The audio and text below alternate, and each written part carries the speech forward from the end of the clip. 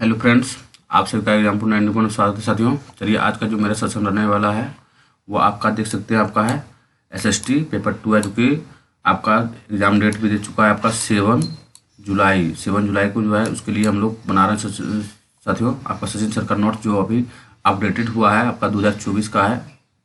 जितना भी क्वेश्चन 2024 का होगा सब होगा इसमें साथियों। अगर एग्जाम्पल 91 पर है नए हैं तो चैनल को लाइक सब्सक्राइब शेयर जरूर से जरूर कीजिए साथियों।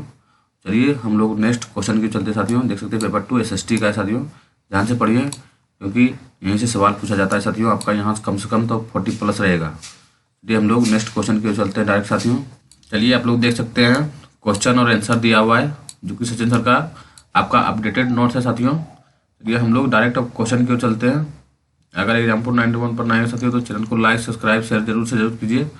चलिए आपका फर्स्ट नंबर क्वेश्चन में क्या बोला गया देख सकते हैं साथियों। मिलान करने का है बोला गया। मध्यकाल में दिल्ली के शासकों के संदर्भ में निम्नलिखित का मिलान कीजिए, उपयुक्त कथन का चयन कीजिए साथियों, चुनाव कीजिए। देखिए तोमर, सबसे पहले तोमर को छोड़ दीजिए। आपका पृथ्वीराज चौहान का शासनकाल देख सकते हैं आपका है 1175 से लेकर 1192 तक था साथियों। उसके बाद चौहान, सॉरी साथियों गलती हो गया, पृथ्वीराज चौहान का है 1175 से लेकर 1192 तक पृथ्वीराज चौहान का है। चौहान का शासनकाल जो है आपका कितना से कितना है आपका 65 से लेके देख सकते हैं 1165 से लेके 1192 तक था साथियों चौहान का शासनकाल। और उसमें से पृथ्वीराज चौहान का था 1175 से 1192 तक। उसके बाद आप देख सकते हैं अंगपाल का जो शासनकाल था आपका अंगपाल देख सकते हैं आप लोग। आपका जो है अंगपाल का जो था आपका 1130 से लेके 1145 तक था साथियों। और तोमर का आप लोग जान रहे हैं आरंभिक शताब्दी यानी कि आरंभिक 12वीं शताब्दी यानी 1165 तक था साथियों। चलिए हम लोग नेक्स्ट क्वेश्चन के चलते साथियों। नेक्स्ट में देख सकते हैं क्या बोला गया है।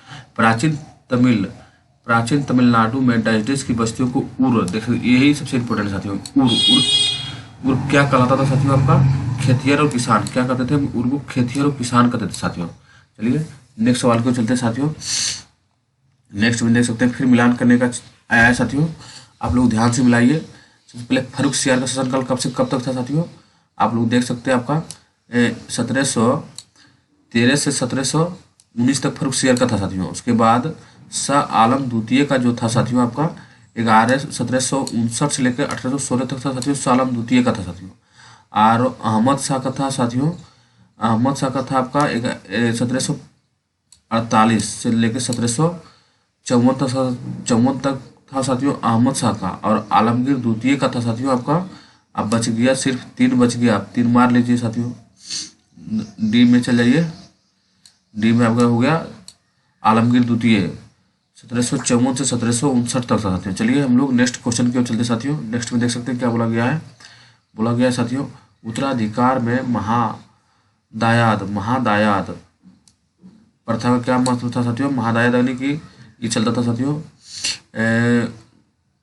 मध्यकाल में चलता था इबला। इसमें हो जाएगा कि सभी पुत्रों के बीच विरासत का विभाजन, सभी पुत्रों के बीच विभाजन का देख सकते हैं सभी पुत्रों के बीच विरासत का विभाजन होता है साथियों। चलिए हम लोग नेक्स्ट सवाल के चलते साथियों। नेक्स्ट में देखते हैं क्या बोला गया है। बोला गया है मराठी में लिखे भक्ति गीतों को किस नाम से जानते थे साथियों। हम लोग जान रहे हैं क्या नाम से जानते थे साथियों। अभंग के नाम से। क्या है साथियों? अभंग के नाम से जानते थे। चलिए नेक्स्ट सवाल के चलते हैं। नेक्स्ट में बोला गया है मौजूदा महाराष्ट्र में रहे संतों के बारे में निम्नलिखित में से कौन सा कथनों को पढ़िए और उपयुक्त विकल्प का चयन कीजिए। आप लोग देख सकते हैं फर्स्ट नंबर में क्या बोला गया है। ये नंबर में 13वीं से 16वीं शताब्दी में हुई कवि संतों ने सभी प्रकार के कर्मकांड और जन्म आधारित अंतरों का विरोध किया था। सही बात है साथियों। ये फर्स्ट नंबर आपका सही हो गया। उसके बाद बोला गया बी भी सही है। इस कवि संतों ने रोजी रोटी कमाने और विमर्शता पूर्वक जरूरतमंदों और साथ व्यक्तियों की सेवा करते हुए जीवन व्यतीत को अधिक पसंद किए थे साथियों। सही बात है साथियों। आपका ये सही हो जाएगा साथियों। चलिए नेक्स्ट सवाल को चलते साथियों। नेक्स्ट में देख सकते हैं क्या बोला गया है। नेक्स्ट में बोला गया है निम्नलिखित में से कौन सा शब्द मध्य प्रदेश में घुमंतु खेती, देख सकते घुमंतु खेती बोला गया साथियों। घुमंतु खेती आपको जान नहीं रहे मध्य प्रदेश में क्या बोला जाता है साथियों।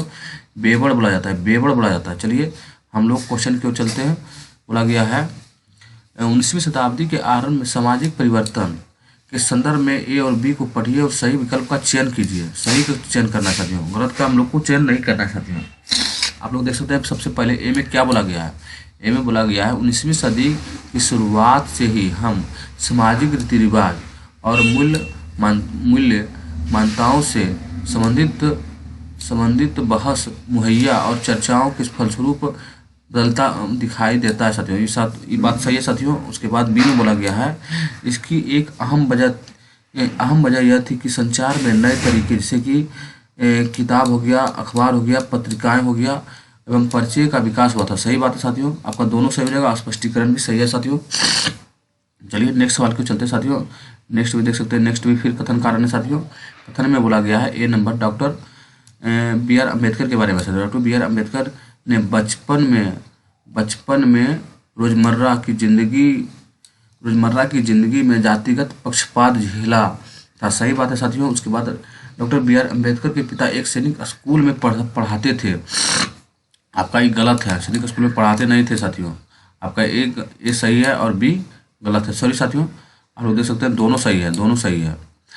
आपका स्पष्टीकरण खाली नहीं होगा, बाकी बात दोनों सही हो जाएगा साथियों। चलिए हम लोग नेक्स्ट सवाल पे चलते साथियों। नेक्स्ट में देख सकते हैं क्या बोला गया है।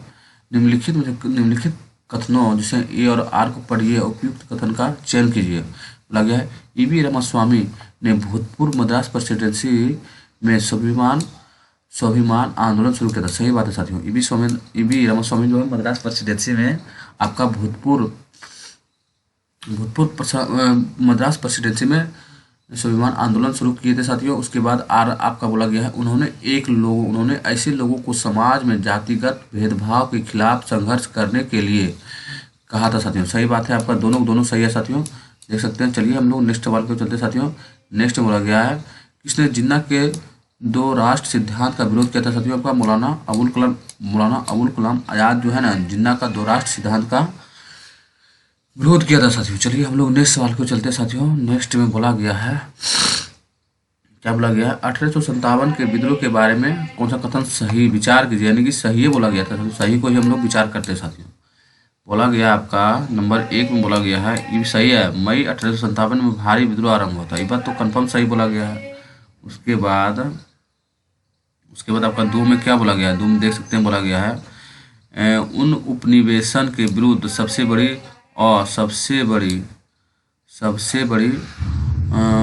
अप्रतिरोधी यानी पेसिव आंदोलन। आपका ये जो है ना 2 नंबर आपका ये गलत हो जाएगा। अप्रतिरोधी पेसिव नहीं था साथियों, क्योंकि प्रतिरोधी पेसिव आंदोलन था। यहाँ वो जो लगा दिया इसी कारण ही गलत हो गया। उसके बाद 3 में क्या बोला गया देख सकते हैं, इनमें सिपाहियों और जन साधारण ने बड़ी संख्या में भाग ली थी। सही है, 1 और 3 आपका सही है, लेकिन यहाँ बोला गया देखिए गलत कौन नहीं है, तो आपका केवल 2 गलत हो जाएगा, इसलिए आपका बी गलत हो जाएगा। बी गलत हो गया साथियों, इसलिए आपका बी केवल 2 सही आंसर हो जाएगा। चलिए नेक्स्ट सवाल पे चलते हैं साथियों। नेक्स्ट में देख सकते हैं क्या बोला गया, कथन ए और कथन बी। कथनों पर सहायक संधि के संदर्भ में विचार कीजिए और सही विकल्प का चयन कीजिए। क्या है साथियों, सही विकल्प का चयन करना है हमको। चलिए हम लोग सही विकल्प का चयन करते हैं। सही विकल्प में बोला गया है भारतीय शासकों को अपनी स्वतंत्र सेना रखने की अनुमति नहीं थी। सही बात है, अनुमति थी, यहाँ बोला गया अनुमति थी, इसलिए आपका ये जो है ना गलत हो गया था। स्वतंत्र सेना रखने की अनुमति नहीं थी सहायक संधि के दौरान। उसके बाद बी सही आपका बोला गया भारतीय शासकों ने ईस्ट इंडिया कंपनी को भुगतान करना पड़ता था। सही बात है, जब आप सेना किसी का रखिएगा तो उसको पैसा देना पड़ेगा साथियों, इसलिए आपका 4 सही है। आपका केवल ए गलत है और बी सही है साथियों। चलिए हम लोग चलते हैं दूसरे क्वेश्चन पर। बोला गया देख सकते हैं सबसे पहले इसमें कितना मतलब कि बोला गया ग्रह, और उसके बाद बोला गया अपने अक्ष पर घूमने का समय को हम लोग निकालना है। कौन सा इसमें सही है, सही सुमेलित है, वही हमको निकालना है साथियों। वो देखिए आपका सिर्फ बी सही हो जाएगा। बी सही नहीं होगा बल्कि 2 युग्म सही है। आपका ए और 2 दोनों सही है। यूरेनस का जो है 17 घंटा 14 मिनट होता है, और नेपच्यून का देखते हैं 16 घंटा 7 मिनट होता है साथियों, इसलिए आपका केवल 2 युग्म सही है, बाकी बात 2 गलत है साथियों। चलिए देख सकते हैं नेक्स्ट क्वेश्चन में क्या बोला गया है, अंतरराष्ट्रीय तिथि रेखा के बारे में निम्न में से कौन सा कथन सही है। ये सबसे इंपॉर्टेंट जो सही दिख रहा है इस पर ध्यान फोकस ज़्यादा कीजिए। लास्ट में क्वेश्चन क्या बोला, कहीं नहीं रहता है, हम लोग नहीं देख पाते हैं, क्वेश्चन को गलत कर देते हैं, इसलिए सही को ज़्यादा पकड़िए क्या बोला गया क्वेश्चन में। चलिए क्या क्वेश्चन पढ़ते हैं, कौन सा सही है कौन गलत है। अंतर्राष्ट्रीय तिथि रेखा एक सीधी रेखा है और उत्तरी ध्रुव से दक्षिणी ध्रुव को जोड़ता है। ये गलत हो गया साथियों आपका, ये गलत हो गया आपका। बी चलिए क्या बोला गया, बी देखिए सही है। अंतर्राष्ट्रीय तिथि रेखा केवल जल मार्ग से होकर गुजरती है। केवल जल मार्ग से, ध्यान दीजिएगा आपका सही है, केवल जल मार्ग से होकर गुजरती है अंतर्राष्ट्रीय तिथि रेखा। उसके बाद बोला गया है अंतर्राष्ट्रीय तिथि रेखा जल और स्थल दोनों, ये भी आपका गलती हो जाएगा। उसको चलिए फोर में बोला गया है अंतर्राष्ट्रीय तिथि रेखा लगभग देशांतर युग साथ साथ, आपका ये भी गलत है साथियों, सिर्फ आपका दो सही हो जाएगा। चलिए हम लोग सिर्फ जलीय मार्ग से गुजरती है साथियों। चलिए देखिए फिर आपका कथन कारण से सवाल आ गया है, ए और आर को पढ़िए, उपयुक्त विकल्प का चयन कीजिए। नंबर ए में, कथन ए में बोला गया अपने स्थान से ध्रुव तारे का कोण माप कर आप अपने स्थान का अक्षांश जान सकते हैं। सही बात है साथियों, कन्फर्म हम जान सकते हैं। उसके बाद पहले पुराना ज़माना में यही होता था कि हम लोग ध्रुव तारा देख के अपने दिशा का ज्ञान करते थे साथियों। उसके बाद बोला गया है आर में बोला गया, कथन आर में, कारण आर में बोला गया विषुवत वृत्त दोनों तरफ ध्रुवों के बीच की दूरी पृथ्वी के चारों ओर वृत्त का 1/4 होता है। हमको लगता है गलत हो जाएगा, चौथाई नहीं होता है साथियों, सही बोला गया साथियों, तो दोनों सही हो जाएगा, लेकिन स्पष्टीकरण जो है ना नहीं कर रहा है।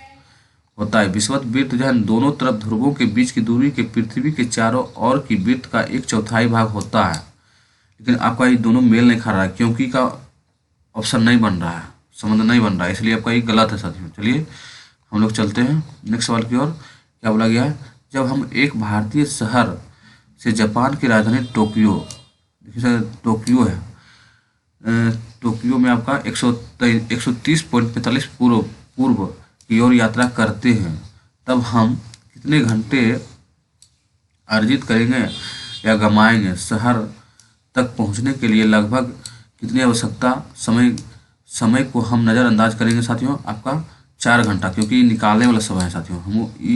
हम लोग इसका अलग वीडियो को बनाएंगे, स्पेशल बनाएंगे, उसमें आप लोग देखिएगा साथियों। चलिए क्या बोला गया क्वेश्चन में, देखिए बोला गया है महासागरीय पट्टी का मुख्य, महासागरीय पट्टी बोला गया, ध्यान से पढ़िएगा, बहुत इंपॉर्टेंट है। पट्टी में सबसे पहले अंदर के भाग में आपका मैग्नीशियम होगा साथियों, उसके बाद आपका सिलिका, क्या होगा मैग्नीशियम और सिलिका होता है साथियों।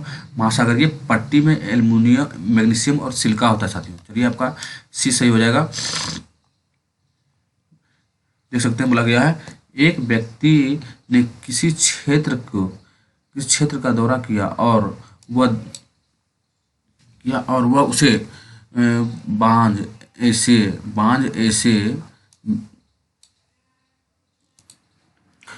देख सकते हैं क्या बोला गया था, वह ऐसा बांझ हो गया, ऐसा हो गया, और बीच के पेड़ तथा फिजेड़ मोनाल पक्षी मिले। उसने निम्न में से किस वनस्पति क्षेत्र का दौरा किया था साथियों, आपका बी सही हो जाएगा। आपका क्या बोला गया है शीतोष्ण पर्णपाती वन किस क्षेत्र में बहुत सी सीमित वनस्पति मिलती है, बहुत सी सीमित वनस्पति बोला गया, ध्यान से देखिएगा। आपका इंड्रो क्षेत्र में जो है बहुत सी सीमित वनस्पति मिलता है साथियों। उसके बाद आपका शीतोष्ण कटिबंध में नहीं मिलता है, शीत कटिबंध में नहीं मिलता है, और उष्ण कटिबंध में नहीं मिलता, लेकिन इंडोर क्षेत्र में मिलता है। चलिए बोला गया, देख सकते हैं नेक्स्ट क्वेश्चन है, बोला गया कथन ए और आर को ए एवं आर के आधार पर सही विकल्प का चयन करें। सबसे पहले तो फर्स्ट में कथन में क्या बोला गया, महासागर का जल लवणीय एवं खारा है, तो 100% सही है साथियों। उसके बाद नेक्स्ट में बोला गया कारण में महासागर के जल बड़ी मात्रा में घुले हुए लवण है, महासागर के जल में बड़ी मात्रा में घुले हुए लवण है। आपका दोनों सही है और स्पष्टीकरण भी कर रहा है साथियों। पवन के निक्षेपण को कहते हैं, पवन के निक्षेपण को क्या कहते हैं साथियों, हम लोग कहते हैं लोएस, क्या कहते हैं लोएस कहते हैं। चलिए लोएस कहा जाता है जिस स्थान पर कोई नदी किसी अन्य जल राशि से मिलती है, वो नदी किसी अन्य जल राशि से मिलती है, उसे हम लोग क्या कहते हैं, नदी मुहाना कहते हैं, क्योंकि एक नदी का पानी दूसरी नदी में जाता है तो उसको हम लोग क्या कहते हैं, नदी मुहाना कहते हैं। चलिए नेक्स्ट सवाल को चलते हैं। नेक्स्ट बोला गया है निम्न सूचीबद्ध लक्षणों पर विचार कीजिए और वनों के प्रकार की पहचान, ध्यान से पढ़िएगा। आपका 4 हो जाएगा। सबसे पहले पढ़िए क्वेश्चन। तो ये फर्स्ट में क्या बोला गया था, ये वन सघन है और यहाँ सालों भर वर्षा होती है। समझ सकते हैं सालों भर वर्षा किसमें होगा, और पढ़ते हैं और पढ़ते हैं। उसके बाद बी में ऑप्शन में बोला गया है रोजवुड, अबनूस, मोहगनी इस प्रकार के वन का महत्वपूर्ण वृक्ष है साथियों।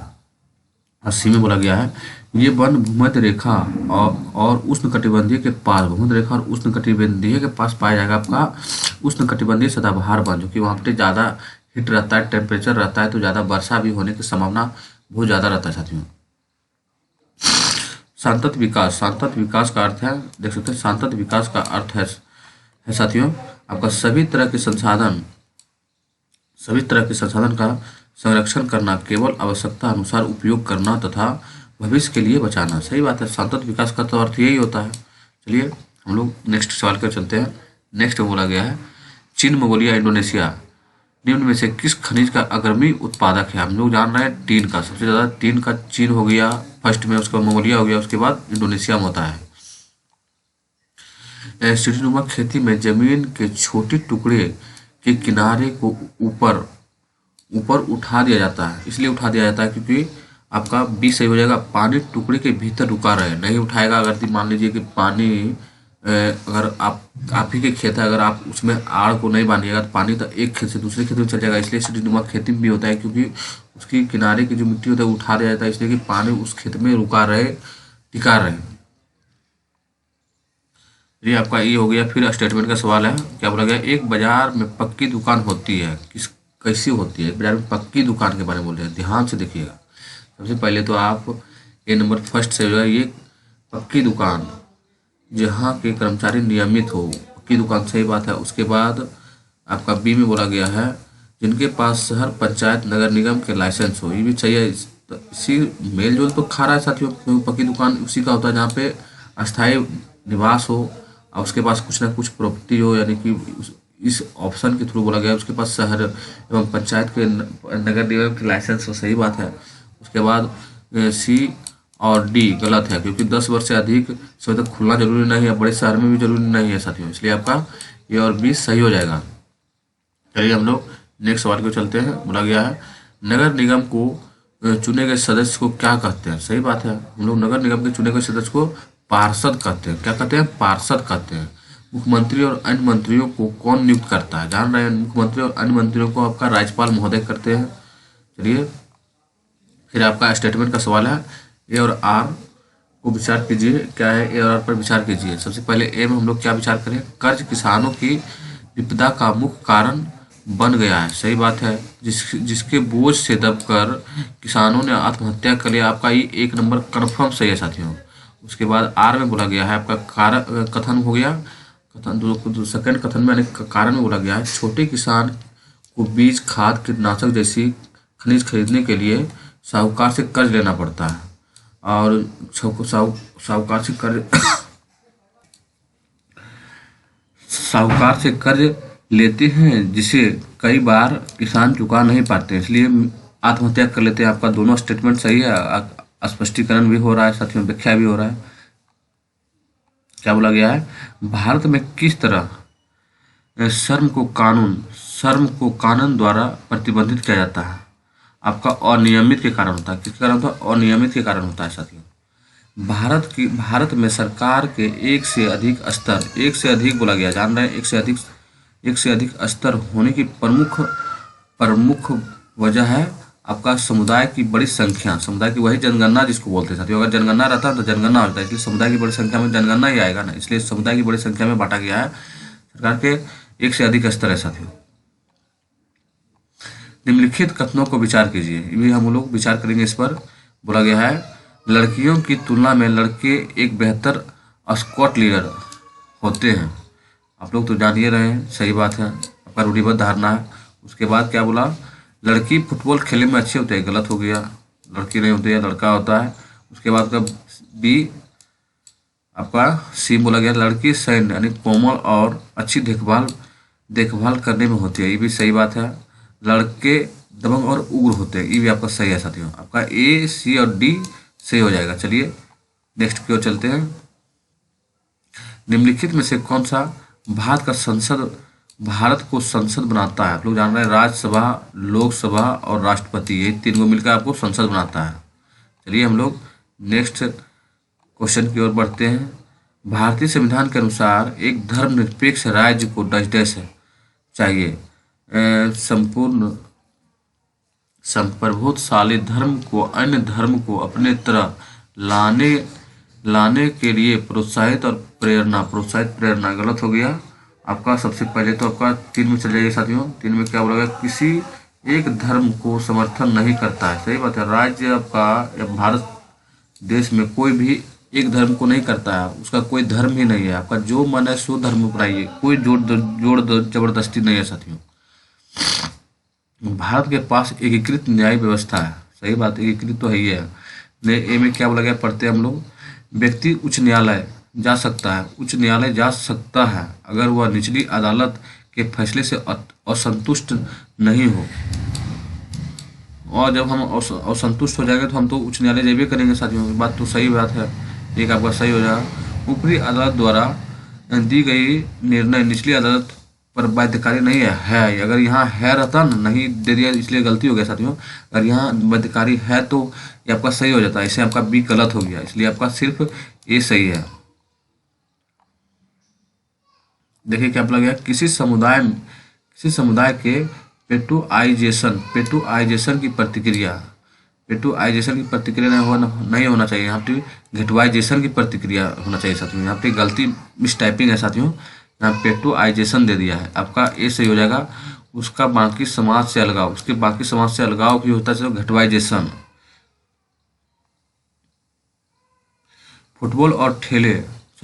फुटपाथ और ठेले पर सामान बेचने की जीविकोपार्जन के अधिकार के रूप में देखने की एक तरफ निम्नलिखित में से क्या एक कदम है। आपका फर्स्ट ही सही हो जाएगा आंसर। फुटपाथ और ठेले पर सामान बेचने, देखिए साथियों, फुटपाथ और ठेले पर सामान बेचने के लिए शहर के कुछ इलाकों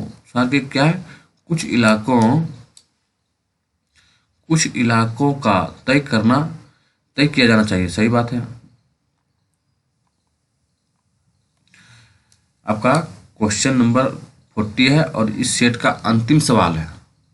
फिर हम लोग कल मिलेंगे। देख सकते हैं क्या बोला गया, निम्नलिखित कथन ए और आर पर विचार कीजिए और उपयुक्त विकल्प का चयन कीजिए। सबसे पहले कथन में क्या बोला गया, ए में सामाजिक विज्ञान की पाठ्यपुस्तक में अनेक कल्पना और वास्तविक दोनों वृत्तांत होते हैं। सही बात, कंफर्म सही है साथियों, ये तो 100% सही हो जाएगा। उसके बाद आपका कारण आर में बोला गया है, वृत्तांत अधिगमकर्ताओं के विचार संसाधन को समझने और सक्षम बनाते हैं तथा अंतर निरीक्षण को प्रोत्साहन देते हैं। आपका दोनों सही हो जाएगा और व्याख्या भी हो रहा है साथियों।